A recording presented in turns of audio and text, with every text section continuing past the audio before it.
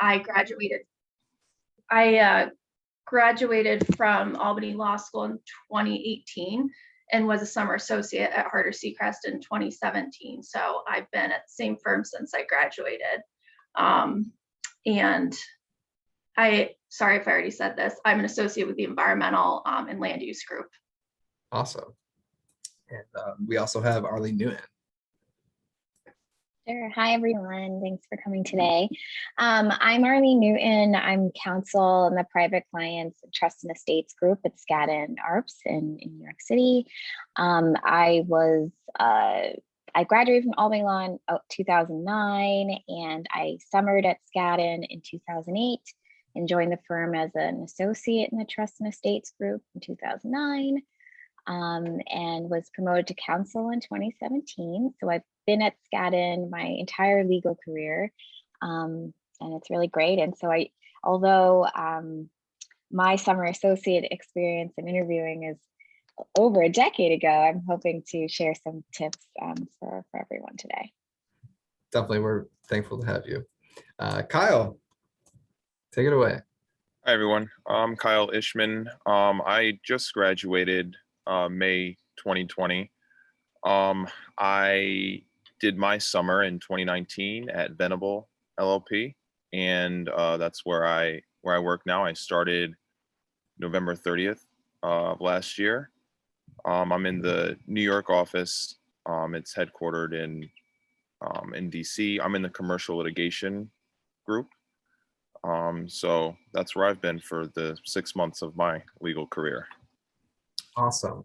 And I guess the first thing I wanted to kind of talk with you guys about is what is a summer associate program, or like what does it look like at your firm? So if you want to go first, Allison, tell us about it. Yes, so our summer associate program it's pretty scheduled. So it's, I think, 8 to 10 weeks long. I can't remember exactly, but we rotated through different groups. So I spent 3 weeks in the litigation group. I spent 3 weeks doing corporate work. And then I spent 3 weeks in the property unit, and properties, it's pretty broad. It covers basically everything else. So I did some, that's where I did environmental work when I was a summer associate, and also did some immigration work. So that was nice, I think, being able to get some experience in different fields. For me personally, I had worked with a judge the previous summer, so corporate and anything non-litigation was entirely new for me. And then we also had the social events that I know like every larger firm has too. So that's really the overview. Awesome. Arlene, how's it at Skadden? Sure. So the program is also similar length. I don't know the exact dates, but it typically starts in May and goes through July. And I think we're at least partly virtual this year, but the in-person ones I can speak a little bit more to. But typically you come in and you have like 3 practice groups that you are assigned a partner mentor, an associate mentor, associate liaison, and an office mate. And so usually whatever 3 practice areas you rank, like we'll match you with someone in each of those areas. And while you're a summer, you're not dedicated to any particular group. You can try assignments in any area. And as your interest evolves over the summer, you can try different assignments, and including pro bono assignments are available. There's typically like a mergers and acquisitions corporate training, and a litigation training where you do like a simulated, I think, briefing and oral argument on the litigation side, and like a deal negotiation on the corporate side. Lots of training, lots of opportunity to meet other lawyers at the firm, fun events as all the firms have. So it's a pretty flexible program, but then obviously the goal is to meet as many people as possible, but also narrow your focus. So at the end of the summer, if you pick, say, tax, you've done quite a bit of tax assignments. So while you're free to try everything, it definitely is recommended that you have some thought process behind the assignments you take on. Awesome. Kyle, how is it at your firm? So at Venable is more similar to Skadden in that you can kind of try out what you want. It's sort of a free market system, so there's no rotation. I know a lot of firms will like rotate through certain practice groups. It's not that way. Assignments will get sort of funneled through a couple of senior level associates who will divvy them out. And if you want to try something in corporate, um, everybody is super personable and it's kind of open market. You can just talk to them and they'll give you, try and funnel you those corporate assignments. I sort of advertised myself up front as I wanted to do litigation. I said it like right in the screener interview. That's what I wanted to do.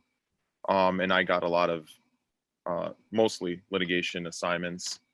And of course, the fun events and things like that, pretty much the same across the board. And you do rank your practice groups that you want. So your top 3.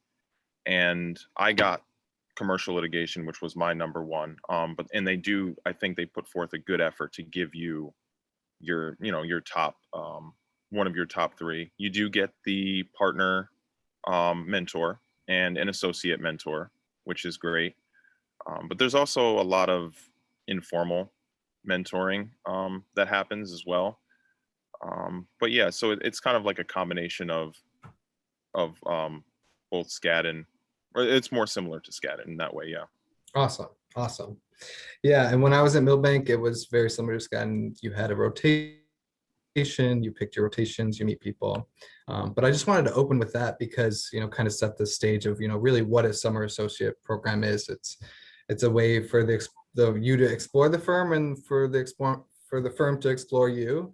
And like Arlene said, to meet people, get to know people, and really figure out what kind of work I would see myself doing here and being successful and matching in that way, would you say? So I guess the first question I have is, how can a student in an interview successfully express their interest in your firm? Like if the interviewer asks, why XYZ law firm? Like, what would be like a good answer? Anyone who wants to go for it? Or Allison, go for it. Yeah, I think one of the most useful things to do is to try to connect with somebody that works at the firm already before going into the interview. And like for a lot of firms, you can probably find someone who's a recent graduate from Albany Law School. And my experience was that recent grads were more than happy to take the time to talk with me. And I think just answering that question, why XYZ law firm, being able to say, well, I spoke with Dan, who is an associate with your firm, and he told me X, and I really was drawn to that. I think that shows that you've really thought about, and you've taken the time outside of the interviewing process to get to know more about the firm. So that itself shows that you're already interested. Because I know with the on-campus interviews and the second interviews, you're talking to a lot of firms. And I think just showing that you've taken that 10 minutes, 15 minutes outside of the actual interview prepping really does show that you have true interest with the firm. Exactly. Yeah, I think I remember in the process really, trying to connect with anyone you can beforehand and really researching the firms to know what things they offer. Like for me, when I got asked that question when I was interviewing at Millbank, at the time they were doing it was like a public service fellowship that they had on their website. So I was like, I really want to join Millbank because, you guys have a commitment to public service and I want to, do the public service fellowship with you guys. And they're like, oh, well, you did your research, you know what we offer. And I also talked about the alumni connection, just like Allison said, people, to talk to them. And that shows, again, that you're researching and showing interest. Kyle, anything you can think about for that question? I'll actually piggyback off of the contacting associates. I think that was probably the biggest, one of the biggest things that I did. I remember and they are happy to talk with you. Even I spoke with some, I tried to find the Albany Law alum, but even some who were not, were still happy to talk to, a student who's looking into working there. Because I think, you know, the websites and that type of research is good to do, but you know, it's kind of cookie cutter. It's not really going to separate you from the bunch, but showing that you actually reached out to somebody to get their personal experience at the firm, I think that's, you know, a way to sort of separate yourself from the rest of the pack, to show that you actually took an extra effort to figure out what it's like there, what the culture is like there. Definitely, for sure. I don't know if you have anything to add on, Arlene, on that. Yeah, I just would add, so I mentioned I'm in trust and estates as kind of a specialty area, and I had an interest in that when I was in law school as well. So one thing that was helpful, I think, for me was like indicating my interest in talking about, you know, doing some of that more in-depth kind of research into the area that that specialty area that I wanted to join, and like having a better sense of like what the kind of work they've done, any like notable cases or achievements that the group has had. I think that's helpful too.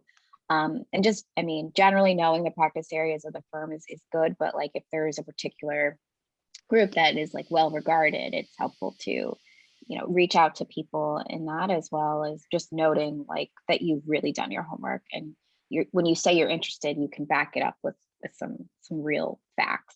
Right. And make that connection as well. Yeah, awesome.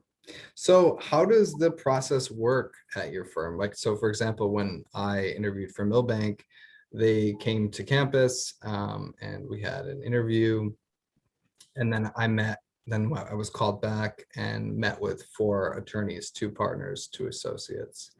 And then after that, I went to lunch with one of the junior associates.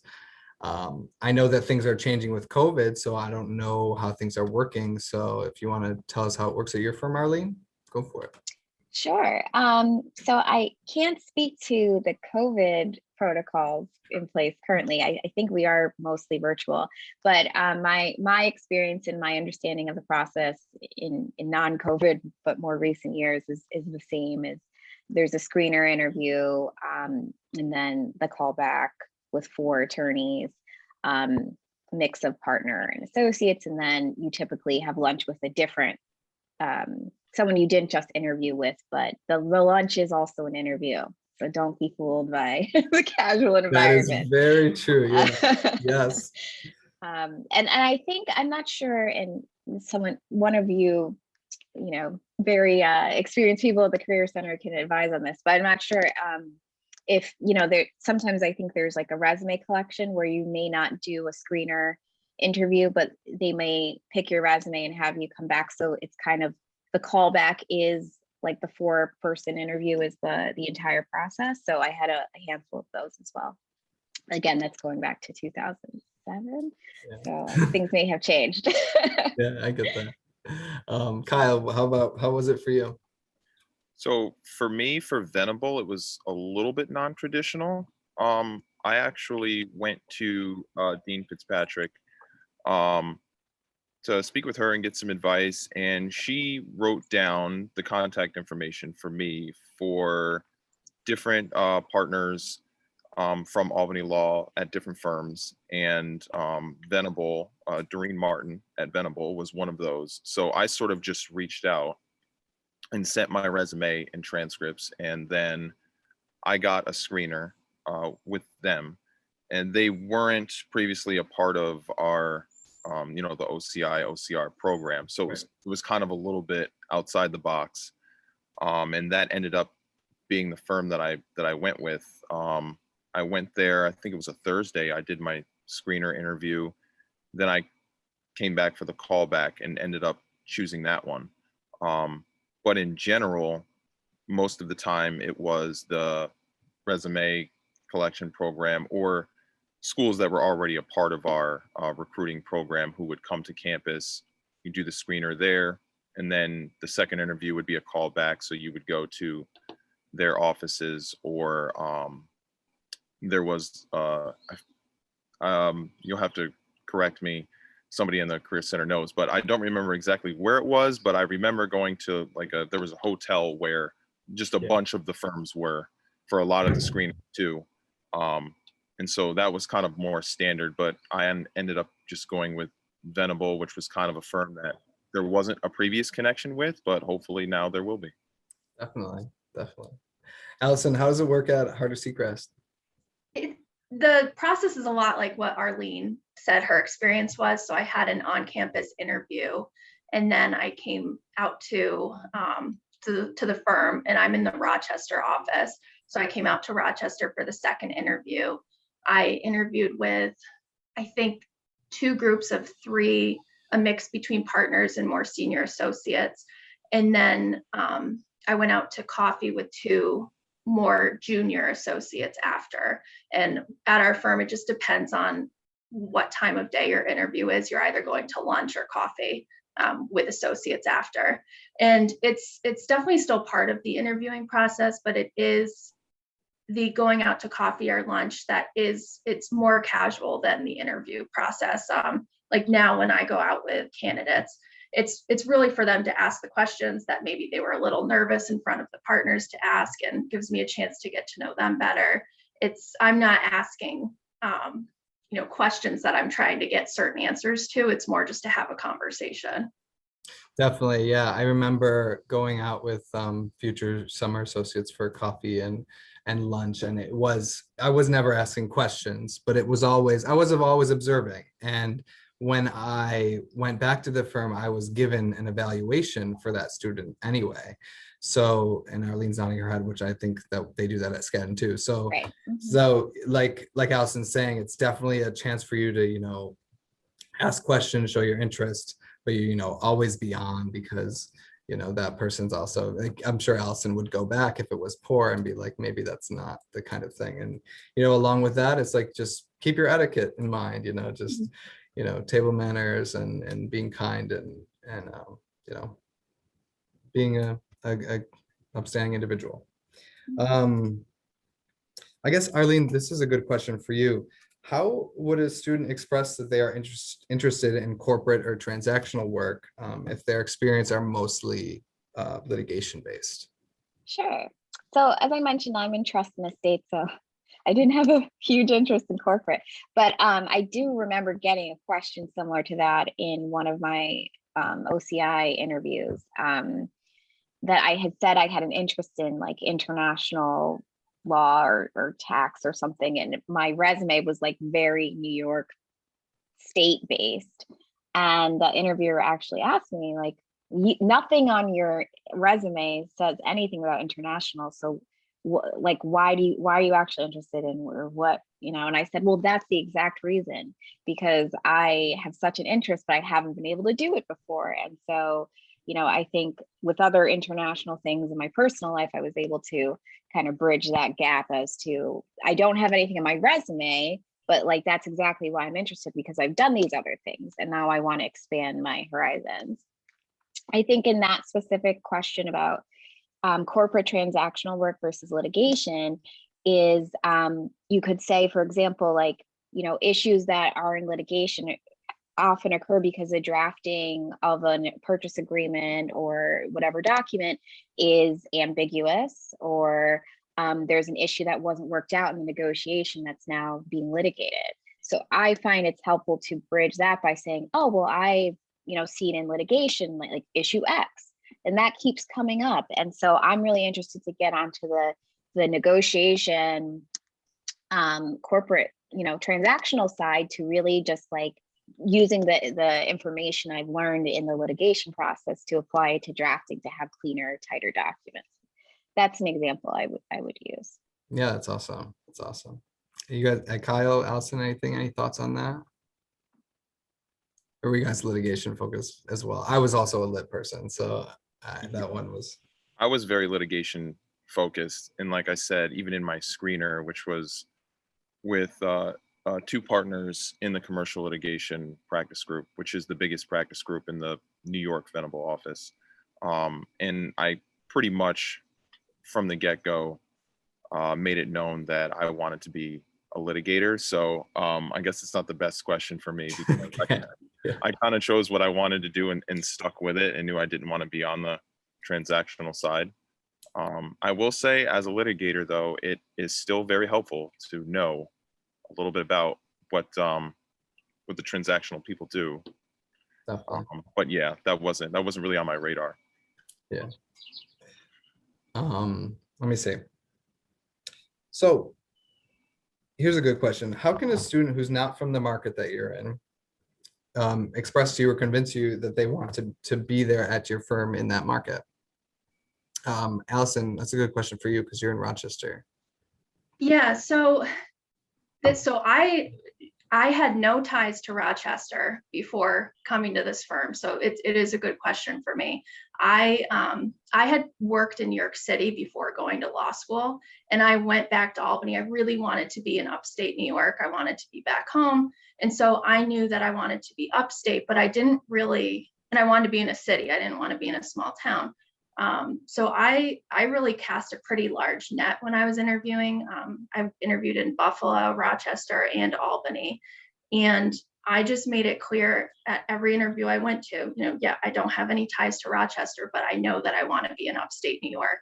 And so I'm open to being in upstate New York. And I just expressed, kind of my logic behind that, just to show that I was making an informed decision. And I think that's really all we can hope for. I think it could have been a little bit more difficult for me since I didn't have the ties here, but it certainly didn't prevent me from ending up here. And I think it's just, sort of being honest about it. I think the worst thing I could have done was to pretend that I had ties that I didn't. Yeah, and I think you bring up a good point and really just generally is just being honest and being open with, where you're at, because people can see right through, and I'm sure you guys can attest to this. Like you can see right through when someone's kind of performing, you know what I mean? Anything else? And Arlene, Kyle, anything to add to that question? Sure. I mean, I know I keep bringing this up, but I'm in such a specialty area. So to the extent people are interested in an area that is very like I'll use New York as an example, like, securities, litigation, anything that's like kind of New York based, or like you can only do at a certain level in a particular market, I would, kind of highlight that too. Like I didn't really have any connections to New York City, but I knew that I wanted to do trust and estates at a high level, and like the main market for that is in New York City. So like tying in your interests and what you're looking for, I think, yeah, like how you want to practice. I think that's helpful too if you don't have any other like specific ties and location. Exactly. Like for example, for me, when I went to Milbank, I had really no interest in being in NYC, but what I did have an interest in when I got that question, I expressed my interest at being at a place that would train me to be, the best lawyer I could be. And that's not exactly how I would say it, but you know what I'm saying? Like getting the best training I can at a great firm and learning from people who, went to my law school and are very successful, stuff like that. Right. Like Allison's saying, being honest and open and genuine in who you are. I think that's really the theme. So what are some good questions a candidate can ask? And what are some questions to avoid? I don't know. Speak first if you have a thought. I'll start. So Yeah. this is a hard, honestly, it's a hard question, and it's a great question. And I really struggled coming up with what is a good question? And I think it's more of a theme. I think the best questions are those that show that you did your homework ahead of time. That you looked into, if you get ahead of time, the people that you'll be interviewing with. Sometimes I'll get questions where people have clearly looked at my bio, and I just appreciate that because it shows that they took the time ahead of time. So I think any question that's really catered directly to the firm and isn't something that you could just find out by looking on the website, it's all of those questions are good questions. And I think generally any question is a good question. Yeah, I like that. Arlene, yeah, Kyle, go for it. Oh, okay. I can say from my experience, questions I would avoid. And I can say this from experience, not avoid them in the beginning, is specific questions that have to do with maybe cases that the person is working on, because you can sort of figure out, you can go on a bio and figure out the type of matters someone handles. I would avoid that at the interview stage. And I had a bit of a blunder with that in the beginning. And here's why. As a law school student, the reality is you're going to have to relearn a lot of what you're going to be doing at the firm. And so asking questions that are very substantive and specific to maybe a case someone is working on might seem like a good idea, but chances are you're going to get a detail wrong, and that can backfire. So what you really want to be doing in the interview is feeling out the personalities and the conversation and getting to know the person and the interviewer. So definitely look at the bio, know generally what they do, and keep your questions more general and less specific into maybe why the interviewer chose to practice that type of law, why the interviewer chose to be at the firm. That's a big one. It seems obvious, but I got good responses when I would ask questions about, why are, not in this way, but basically, why are they at this firm? Why did they choose this firm? And what attracted them to the firm? Because then it just shows that you're not only interested in the interviewer's personal career and choice and why they are at the firm, but also just trying to get more insight into, beyond just the service level, and it just opens up conversation. Exactly.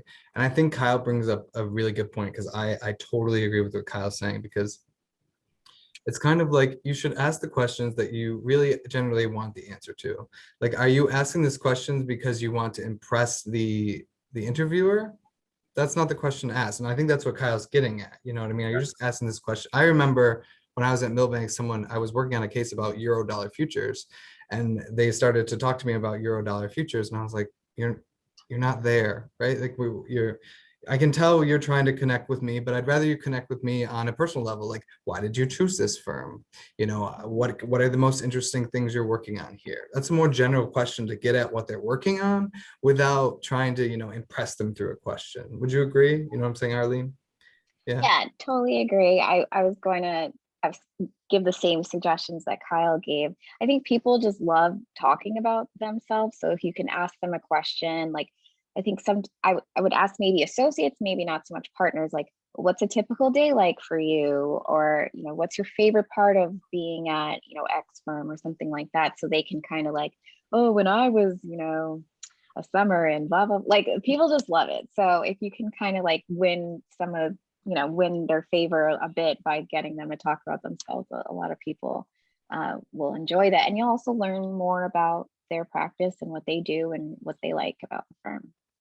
And I would just avoid any questions like, for example, if you're looking at someone's bio and they were, at firm X before they were at the current firm you're interviewing, I wouldn't ask like, oh, why did you leave, X firm to come here? Like, you should focus on where they are now and say, what's your favorite part? Like, don't ask about things in their history, because you never know if you're like coming up on a landmine. Right. No, I think that's a great, that's a great point. Yeah. That is a great point. So since you guys have, been on both sides of it now, are there some thoughts or things that come to mind as, excellent questions or answers or interview moments or deal breakers? Any kind of anecdote that you can think of?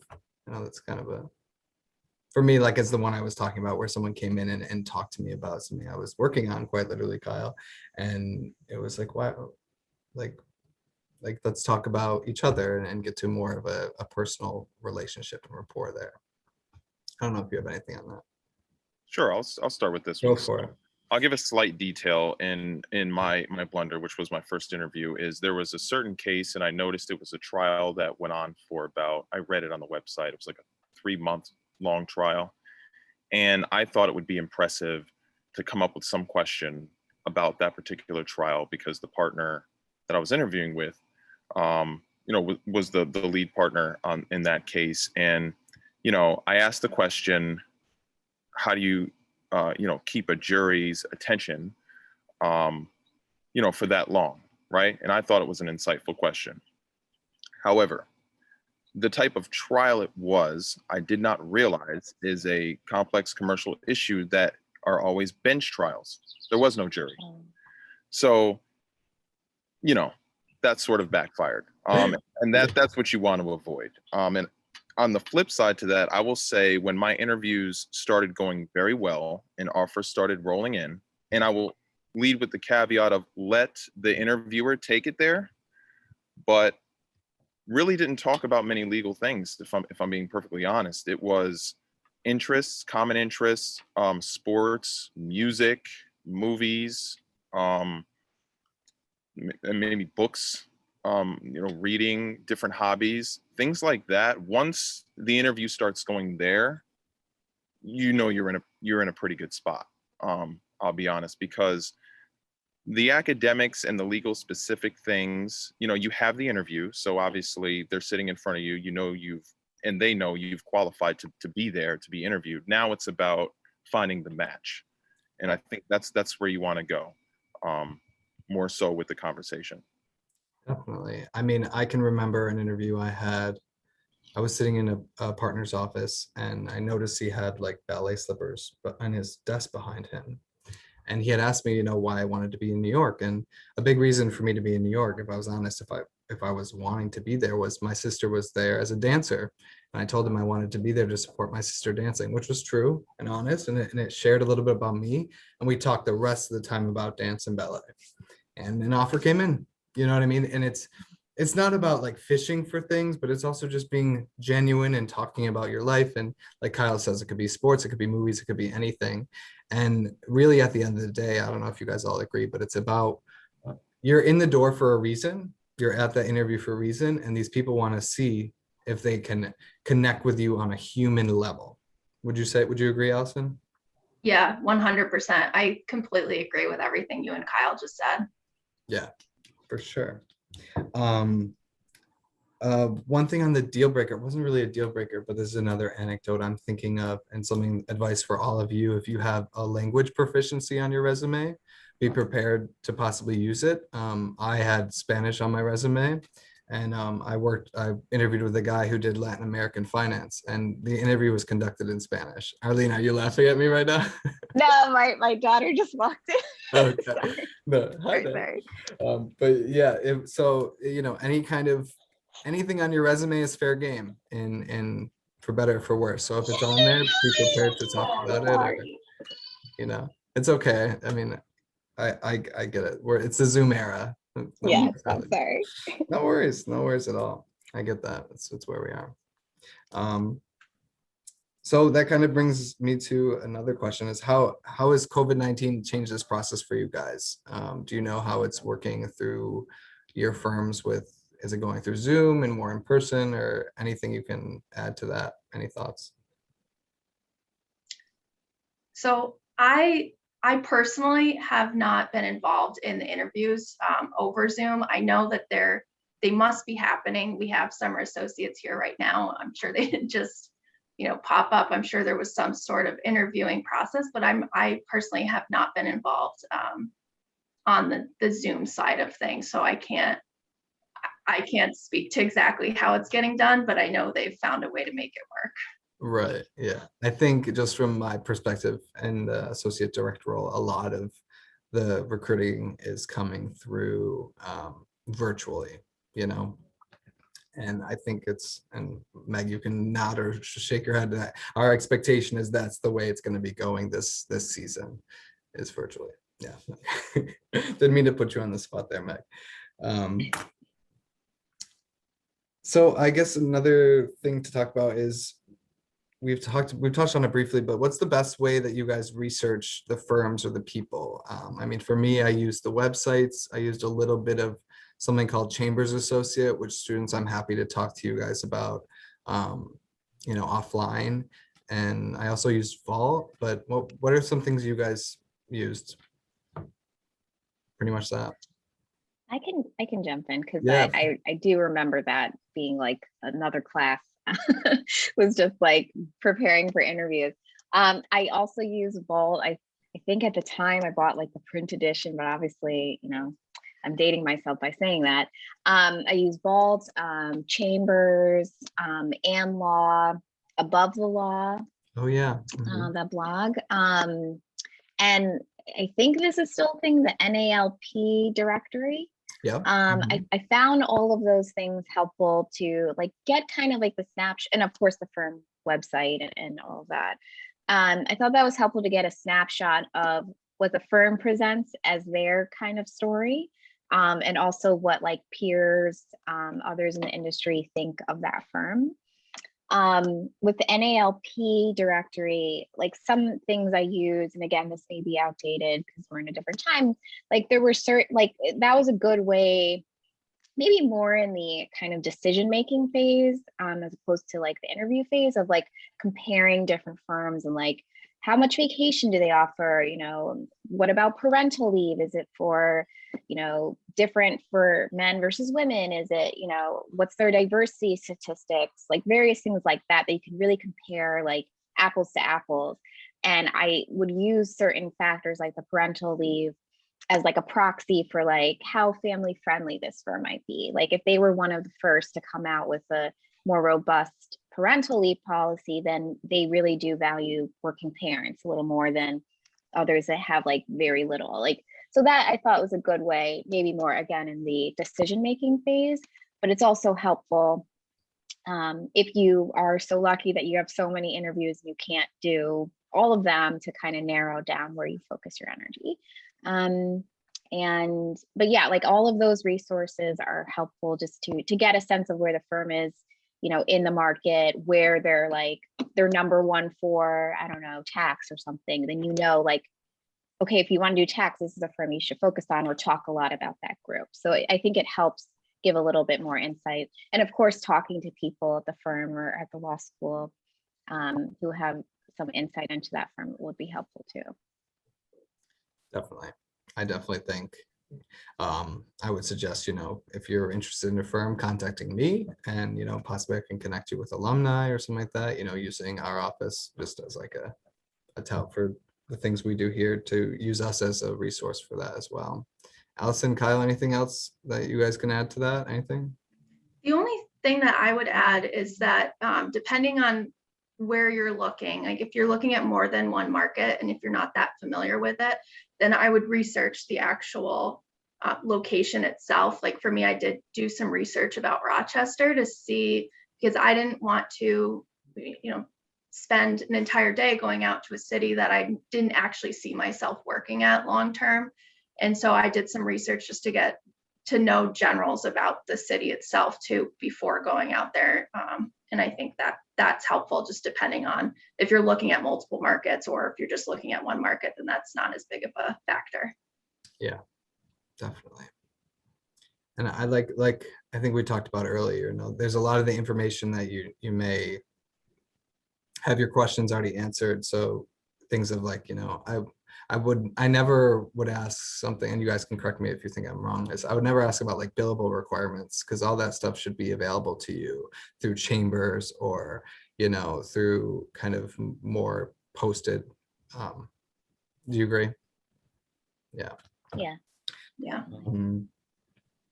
So I guess this is kind of more behind the scenes, since we have you, and thoughts is what are you guys submitting to the recruiting department or the hiring partners after an interview? So for example, when I was at Milbank, after I met with an associate or a prospective summer associate, I would get an email from recruiting, and there were really only two main questions. And the two main questions were, would you want to work on a team with this person?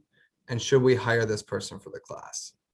Which to me signaled that at Milbank, at the firm, the value was, is this someone you could work with, work next to, and be, you know, be happy working next to? I remember them saying at the firm, it was like, you know, you have to be willing to sit with this person in an all-nighter and work together. So you want to be able to like that person. So what are the things that you guys submit to your hiring partners or recruiting behind the scenes? Arlene, go for it. Sure. Yeah. So yeah, after every interview, they send a survey, and there's a handful of questions, including a narrative. And it's usually like, you know, rank them from like 1 to 5 of like if they were a good fit, do they appear like intelligent? Do they appear confident? Like kind of like more characteristics, because again, it's not a substantive interview. And then the ultimate question is like, strong, are you a definite offer, strong offer, more consideration, definitely no.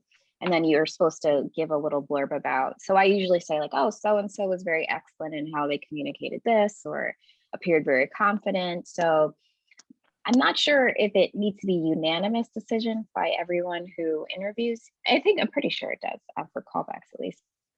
So yeah, I think it's just like a ranking of all those things, because like you said earlier, you already meet the criteria for bringing you in for an interview. So it's really just about the fit and like, is that someone you'd want to work with? And like they seem to fit, like they just looking at our recruiting guidelines, but they were saying like characteristics that seem, over the years of recruiting that are a good fit for the Skadden firm are like, these 20 things. So if you can look for that in an interviewee and report that back, that's helpful. Nice. Allison, Kyle, anything? I haven't personally been too involved in that process on the inside of it quite yet. So I'll have to defer to Allison and Arlene on this one. We'll get you next year on this question. So we have there's a few general questions, like basically I can't remember what they are, but it's essentially like, would you want to work with this person, like those kind of questions. And then sometimes too I'll have a conversation with somebody in like somebody from the hiring department, just to have a more less structured discussion about how the interview went and my feelings towards it. Nice. Trying to think. My last thing is just general advice that we may have for these candidates. And I think we've hit on a lot of it. But for me personally, I've always thought I did the best when I felt like myself.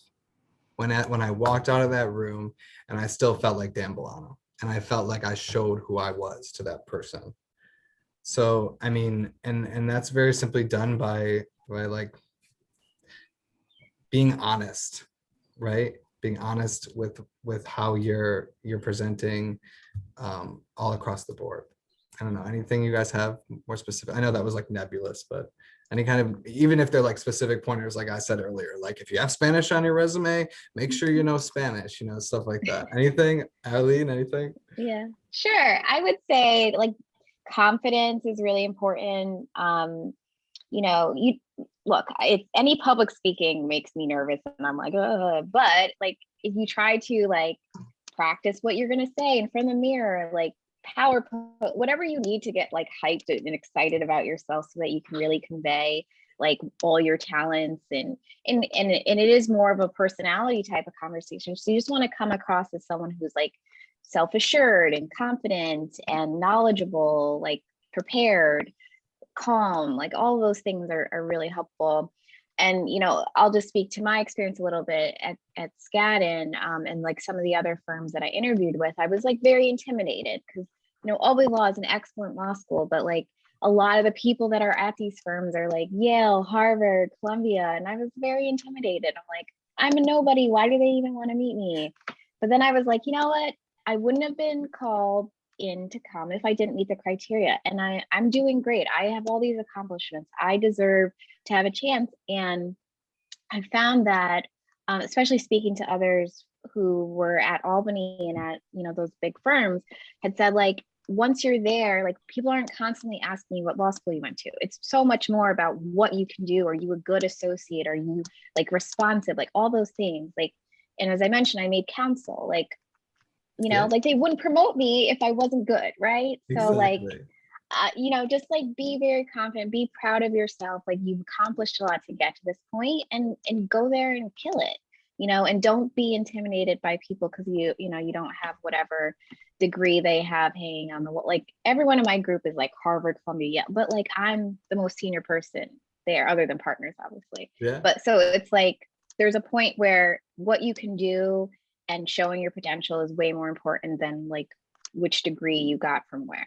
So just be very self-assured and confident that you deserve to be there and you're awesome, and it's a great opportunity for them to have you work for them as well. I love that. I love that. Kyle, anything? Sure. So just, I guess, general advice, tips and pointers. First one I would say, just for interviewing in general, is practice, practice, practice. I practiced, I interned with Judge D'Agostino my 1L summer, and I had the clerks sit and interview me just to practice and give me honest feedback. I did mock interviews at the Career Center. I had personal mentors do mock interviews. The more you do it, the more comfortable you will be. And the more comfortable you are with it, the more what Dan was talking about, where you just want to be yourself, that will come out with comfortability. So that's a big one. And as you do the actual interviews, I would do as many as you can, because the more you do, the more you sign up for, the more you do them, the more comfortable you will get. And the other little pieces of advice I have to do with your resume. One advice that I got from the Career Center that was great advice is, don't be too rehearsed or mechanical, because you want to be conversational, but at the same time, I would have a small soundbite, small blurb for anything that's on your resume. Even the things that are on there that you think are the most uninteresting part of your resume that you just kind of threw on there, you would be surprised how much you would get asked about that. So just having something small, a quick soundbite to say on that, so that you don't seem like you were caught off guard. And the last thing is that the interests. So have an interests section on your resume. This goes to what I was saying earlier, and also advice that I got from the Career Center. Because if I'm being honest, I would say at least 80% of the interview, of all my best interviews where I got offers, we talked more about the one line that I put under interests than any of the rest of it. Because they're going to look at this stuff before you come in. They're going to know, what journals you're on, what your GPA is, what your rank is, and all that stuff. And again, it's just about being yourself and having a conversation. And that interest section is a great way to sort of even bait the interviewer in a way to going towards that direction, because now you're giving them an opening to ask about that. I think I put like fitness and martial arts and writing music on my, and that's what I ended up talking about. And I put that, I played varsity football in undergrad at Syracuse, and that's what I ended up talking about in the best interviews that I had. So those three things: practice, sort of having a soundbite for anything. Even, I put on my resume at the time that I was a 1L, I think I put on that I did landscaping and didn't think that anybody was going to ask about that. You would be surprised that I got asked about the 1 year that I was a landscaper in between semesters in college. So just have a soundbite on it. And the interest section is huge as well. I love that. Thank you, Kyle. And, just to give a plug following Kyle, if you want to practice, I'm here. I've interviewed people, so reach out. All of us at the Career Center, we're here for practice. We're here for all those things. So use us. That's just my plug. Allison, anything you can add? Anything you have?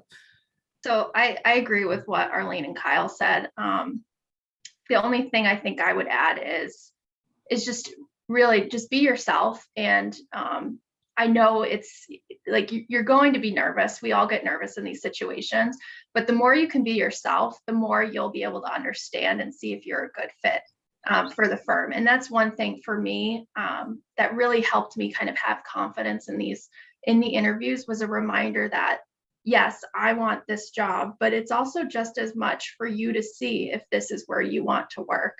And so just knowing that in the back of your head, it's really a two-way thing. You want to, of course, you want the job, but you also want to work somewhere that's a good fit for you. So just remembering that too, at the end of the day, it can help bring that confidence about naturally. And then the other thing, just be open. It can be a long process, especially if you're looking in more than one market. And it's the beginning of I don't know if COVID has changed things, but it's usually towards the beginning of the school year. So just keep at it. And it can get a little tiring, but it's just so important. The more interviews that you go to, the more you'll know that you're making the most informed decision for the best fit for you at the end of the day. Definitely. Thank you. More like just virtual tips. This is just one I'm thinking of right now is, because a lot of this stuff might be happening virtually, something simple as, see how much darker I got? I had a light behind me this whole time so that you can see, you kind of have some more light on your face. Simple things like that can make the difference when you're on a screen. That's just something I thought of since the light was right behind me, but we are going into this virtual realm for these interviews, and you can also consult with me and Joanne and Meg and Colleen and Dean Fitzpatrick on all these stuff too. But now we have some time. I wanted to open it up for any questions that you guys may have and you want to ask the panel. You can just unmute your mics, and if someone wants to be brave, go for it.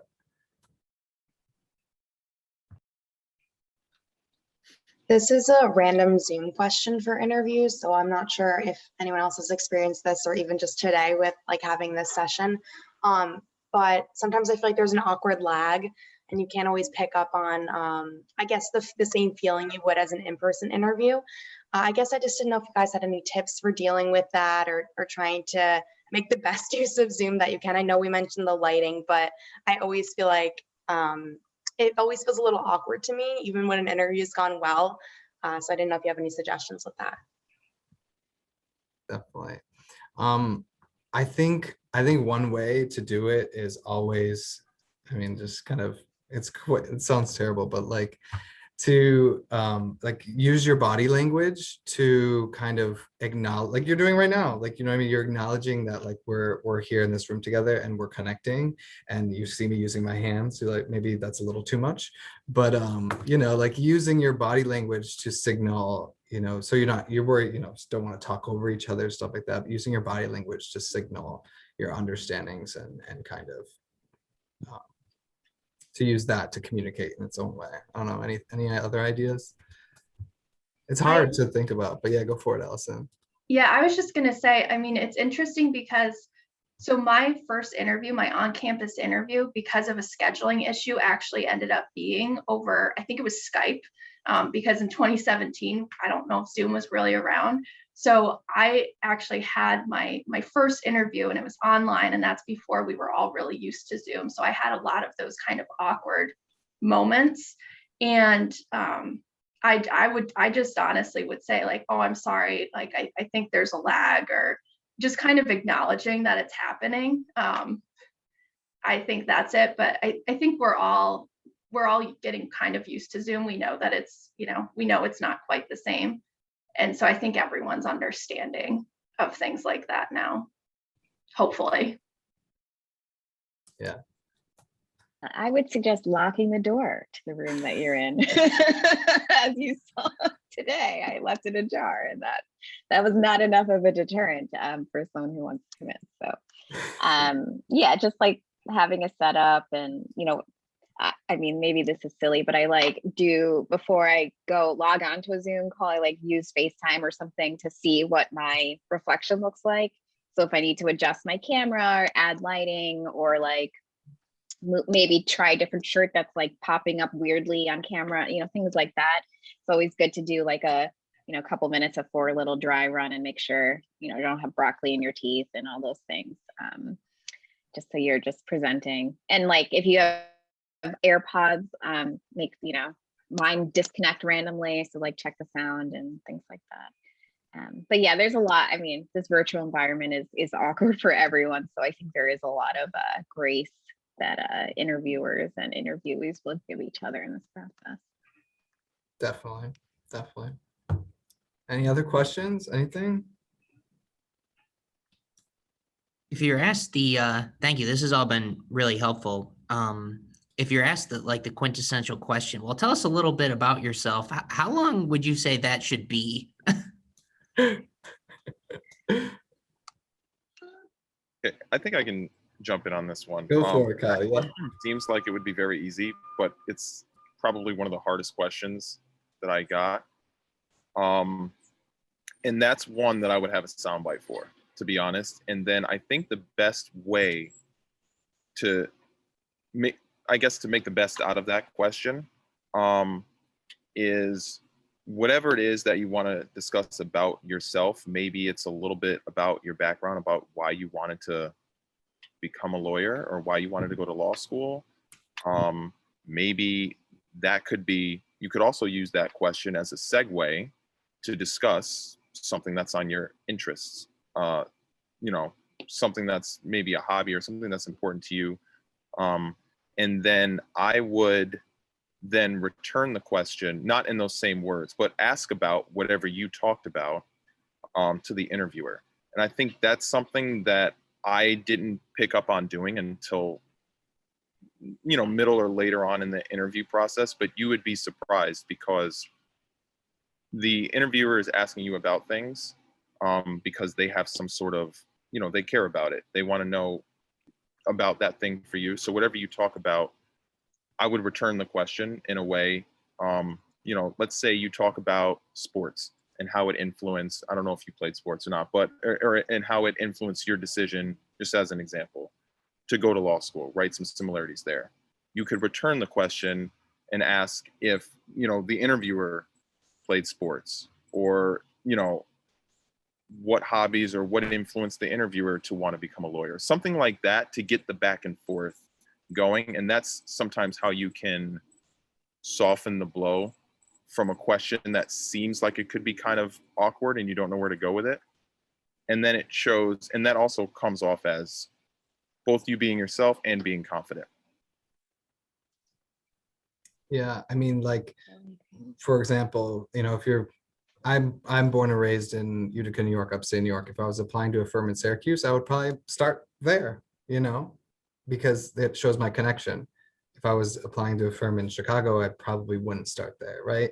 So you kind of got to meld it to who's in front of you in that moment. And we can talk about this too, Graham, if you like, if you want to do a mock interview with me at some point, we can do that too. Any I'll other take you up on questions? Yeah, you should definitely.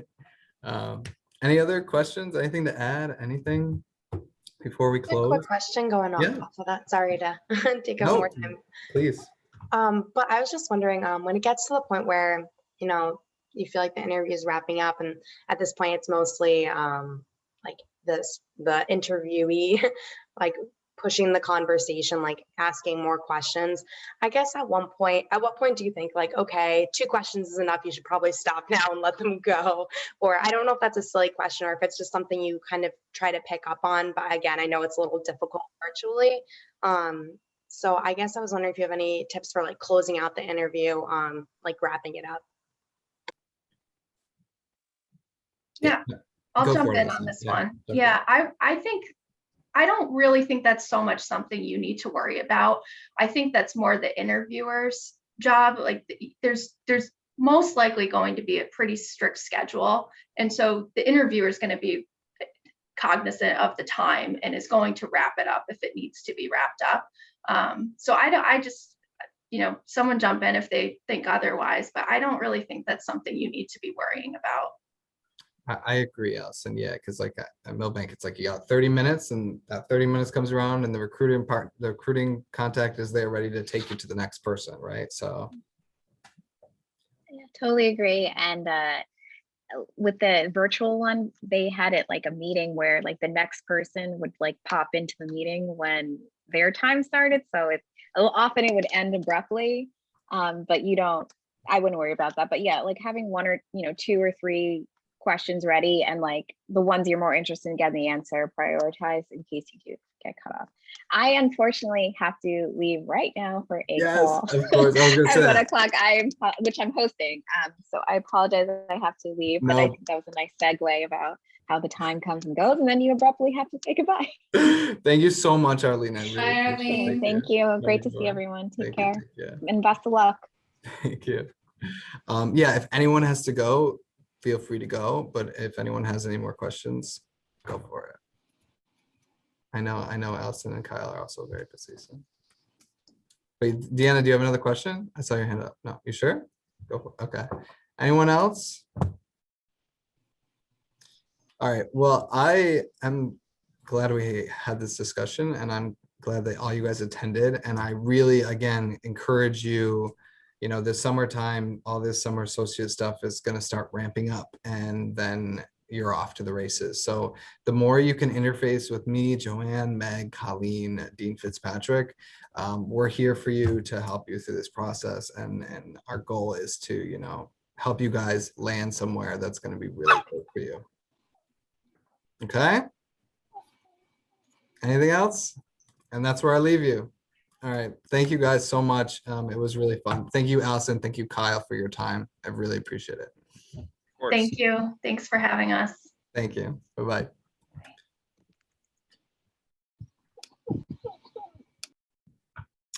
Just quickly, guys, do I just stop the recording and then that it will be good? Mm-hmm. Okay, you'll see it in a